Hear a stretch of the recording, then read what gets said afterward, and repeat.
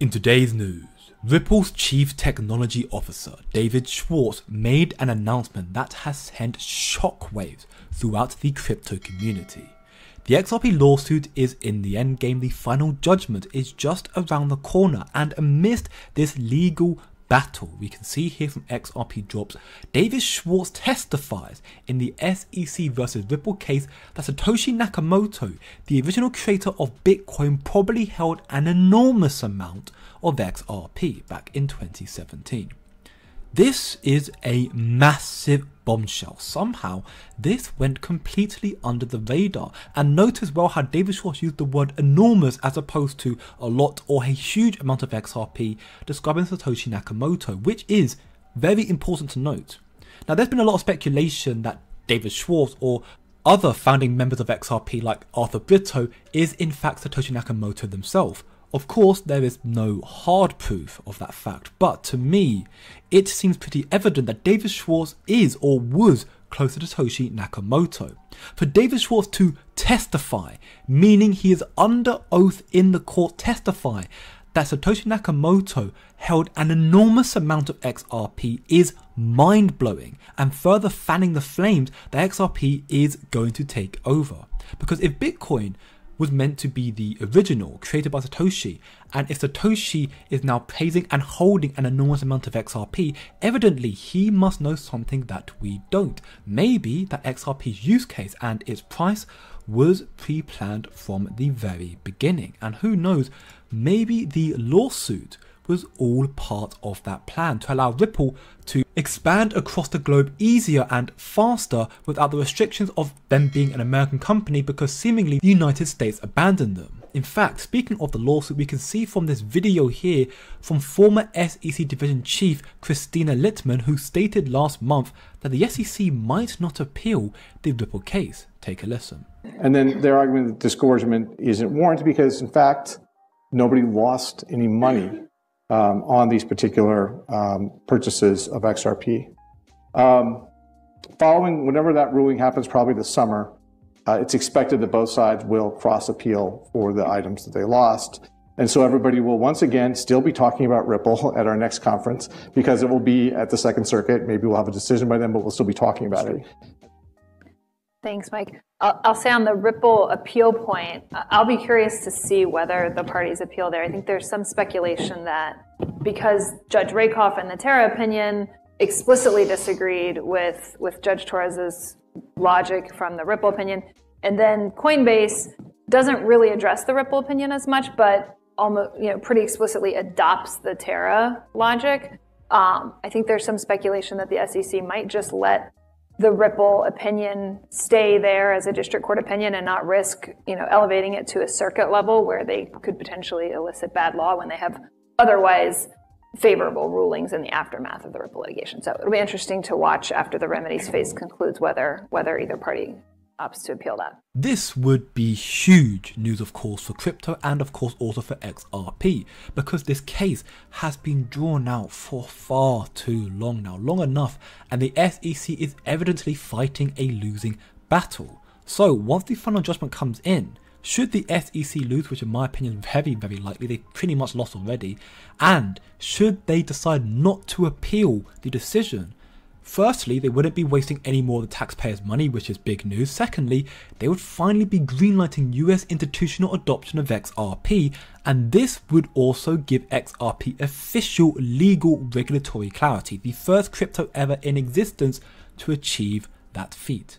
And this decision would pave a way for the rest of crypto to do so, following Ripple's example like many have been doing already in the courts of law. Then, this gradual transition we are currently seeing will suddenly explode, and regulations will be rolled out in full force. As we can see from Cyprus here, they are not going to regulate crypto and DeFi out of existence because regulations will lay the foundation to bring real institutional money into the space, trillions upon trillions of dollars. Listen closely. It's very easy for a regulator to come out and say crypto is illegal, ban it, right? But they haven't done that. What you have found is regulators across the world have been trying to navigate and figure out what is the right way to put in place frameworks and how do you operate within these frameworks. Right now, it's almost like a race. And the reason why is, well, regulators themselves recognize. They recognize that we are an economy in ourselves.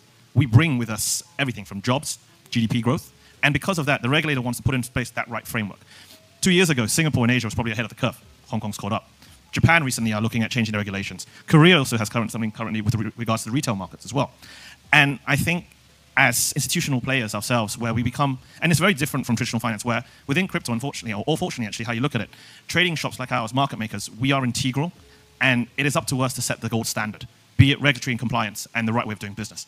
So because of that, the way we approach it, especially within firms such as GSR and how we do it, is we engage regulators. We sit down at these roundtables with the HKMA. We sit down talking to the MAS. We talk to the guys in Dubai, the guys in London. And the reason why is, well, they don't claim to know it all anyway. They want our input. So putting together something like that, you kind of feel there is light at the end of the tunnel. And yes, will there be a situation of whack-a-mole over the next couple of months? For sure. But you have to see where regulation is now compared to where it was 6 months ago, compared to where it was 5 years ago. And we are progressively much further ahead. And it's only going to get faster from here, you feel. But that is not all. Dave McCormick, former CEO of Bridgewater, reaffirms in this interview that stablecoin regulations are incoming, because if they are not accepted next week, the United States will definitely be left behind. So it's do or die now. Listen closely. We are in the next great wave of innovation with crypto and blockchain. And if America doesn't embrace it, we're going to be left behind. And by embracing it, we can create great jobs, a great source of innovation. I've lived through a number of waves of innovation, whether it was the PC and the internet, or whether it's some of the new developments around AI. This is one such wave that we need to embrace. And the national security implications of this are clear, which is that blockchain has very limited, and crypto, very limited illicit activity, something like 0.345% of the transactions. But it gives a roadmap for national security officials and prosecutors to zero in on illicit activity. So the national security and legal experts I talk to think that that it offers a real source of eliminating, not increasing illicit activity. And so for all those reasons, and important to Pennsylvania, a job creation engine for Pennsylvania, I've embraced this and encouraged lawmakers to lay out a regulatory framework that will allow innovation to continue. Now, isn't that mighty convenient that Ripple are going to be releasing their own stablecoin, which is going to be 100% backed by the US government? RLUSD will replace USDT, and only USDC and RUSD will be used globally in the near future. And the reason for why Tether is going to be replaced by Ripple and Circle as well, but mainly Ripple, is simple. I made a video about this yesterday talking about this, covering how aggressive and hostile the United States have become towards USDT, Wall Street releasing ad campaigning that Tether is dangerous and for criminals. Well, to further add more fuel to the fire, we can see from Edward Farina here in a shocking revelation from Tether's white paper. Tether Limited could go bankrupt. Tether's white paper openly tells us about possible scenarios such as bankruptcy, insolvency, and we could abscond with reserve assets. Abscond meaning to leave hurriedly and secretly, typically to avoid detection or arrest, often with someone else's belongings. So in the context, Tether's statement, it implies that there's a possibility of the reserve assets being taken away secretly and unlawfully. This is absolutely mind-blowing news and very, very worrying. And the downfall and destruction of Tether will have massive negative effects on the stability and value of Bitcoin. Maybe this was why Satoshi Nakamoto decided to hold an enormous amount of XRP, because he knows Tether is a ticking time bomb, and therefore assets like Bitcoin, his creation, are now unfortunately under threat. But assets like XRP are perfectly in position to take its place. As we can see from Smoke here, in 2024, so this year, we will see initiatives by Europe, which is going to happen in the next few days, India, Brazil, Mexico, Hong Kong, UAE and Thailand to offer an alternative to SWIFT. Retail banks will have to update the technology to process CBDC transactions at scale, and the best alternative, the perfect alternative to SWIFT, is Ripple's Interledger protocol. The XRP ledger, the automated market makers, is XRP. In this new multipolar world with CBDCs imminent, there is not going to be a need for SWIFT as confirmed in this interview.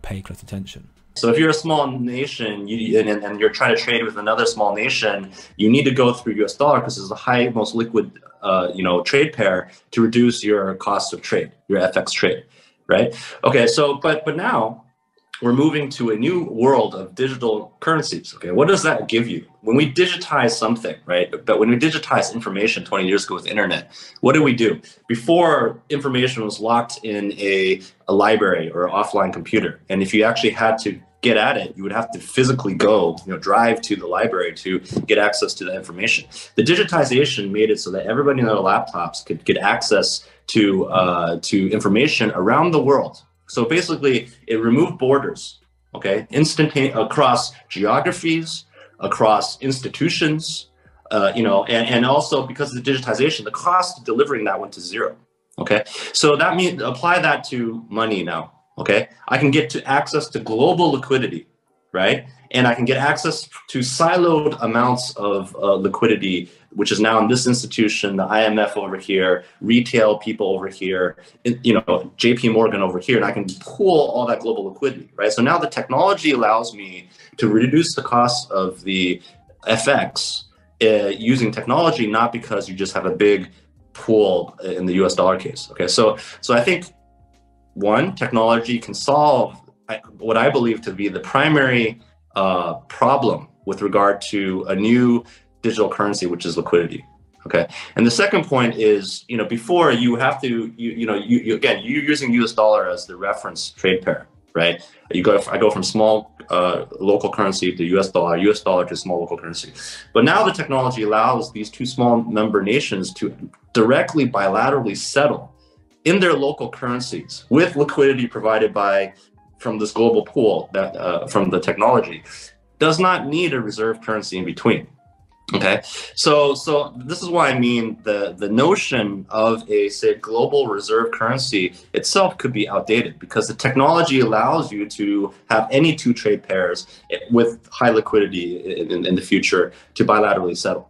Okay, so I think that, following on David's point, is what we're moving toward. Okay, we're not talking about the old machinery. We're talking about every member nation. Again, 9 out of 10 around the world are doing this, right? In 3 to 5 years, it's going to be a digital euro, digital, Turkey kroner, right? All these things will have their own CBDCs.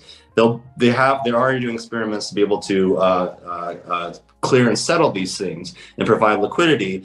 And we're going to end up with a much more multipolar world, not a centralized, super national currency, but everybody can have their currency, and it's not just nations, right? We have this whole private sector stablecoin market. Any individual, okay, the same way that like everybody now can broadcast themselves using TikTok, right? Before you needed to have you need to own a TV station, right? Now anybody with a cell phone can do it. It's the same thing.